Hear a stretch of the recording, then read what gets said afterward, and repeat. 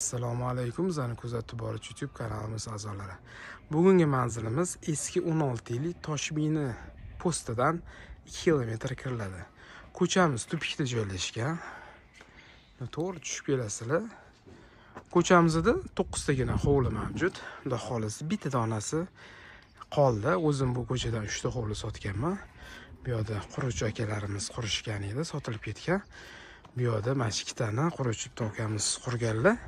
Bunisini sotganmiz, bunisi qolgan. Xudo xolisi 2 sotudan iborat 6 ta xona va stejkaga tayyorgarlik bo'lyapti. Hovlini, uy-ichlarni bitta ko'ramiz. Hovlimizga kirishda ko'rasizlar, bitta mashina bemalol sig'adi. Letniy kuxniyaga joy tashalgan va sanuzel общini hovliniki. Bitta zeleniy zona bo'ladi, stejkaga tayyorlashyapti, stejkani qilib qo'yamiz deyapti. Fasadini ko'ryapsizlar, bitta oqila, bitta chiroyli qilib qo'ysa ideal bo'ladi. Bitta zinadan chiqiladi. Birinchi qavatni ko'rib, keyin ikkinchi qavatni ko'rsataman. Bu yerda ko'ryapsizlar, как prixoshka bo'ladi. Xohlasanglar bu yoqqa ham bitta eshik qo'yib yuborsanglar bo'ladi. Tak mana shu turzda bemalol oyoq kiyim yechib kiradigan joy qilsanglar bo'ladi. Kirganimizda kattagina koridor. Ikkinchi qavatga chiqadigan zinamiz. Zinani tagidan sanuzel sifatida foydalaniladi. Ozgina ishkovani qoldirib ketsa bo'ladi. Hammaga shunaqa uylarda yashash nasib qilsin. Oshxona qismimizni ko'ryapsizlar, kattagina letniy kuxnyani bemalol qilib turib, bu yoqqa stol bemalol joylab yuborsanglar bo'ladi. Televizorlarga ham joy tashab ketishgan. Elektromontaj suvi, chirnoy отделка qilib qo'yishgan. Bu bitta yo родительский yoki ota-onalar uchun xona bo'ladi. Oynasi mana shu koridorga qaragan. Va zal qismimizni, zalimiz ham kattagina. Taxminan 7 metrga 4 metrli zal. Televizor iladigan joy.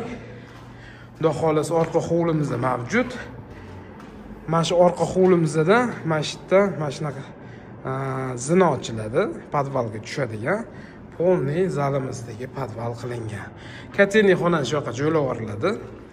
Qo'shni proyekti bor, qo'shni remont qiluvchi kelib yashayapti. Xudo xolisi juda ideal bo'ladi. Like, podpiska esdan chiqmasin. Hammaga shunaqa uylarda yashash, remont qilib yashash nasib qilsin. Ikkinchi qavatni bitta ko'ramiz, ketdi.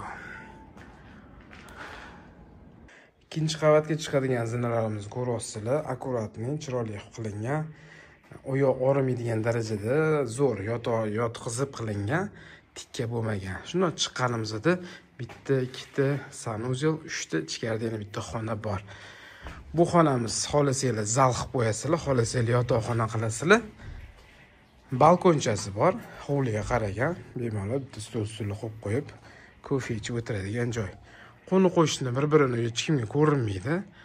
Ochuv joy, havo zo'r keladi. Ko'rib turgan bo'lsanglar, Chimrota masjidi ko'rinib turibdi, Dorussalom masjidi ko'rinib turibdi, Beltepa mahalla, Banisa Tashmi, zo'r joy.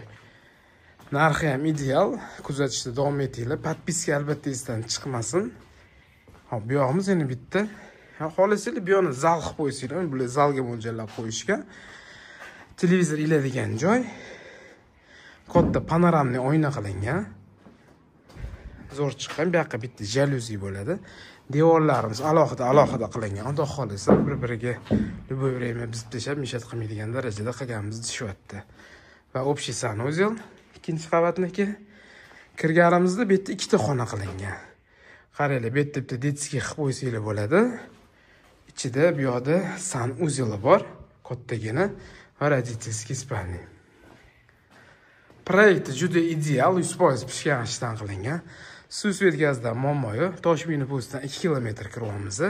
Narxiga keladigan bo'lsa, $90,000 startoviy so'ralyapti. Bu joylardan bitgan hovlini 150 mingdan arzon topa olmaysizlar.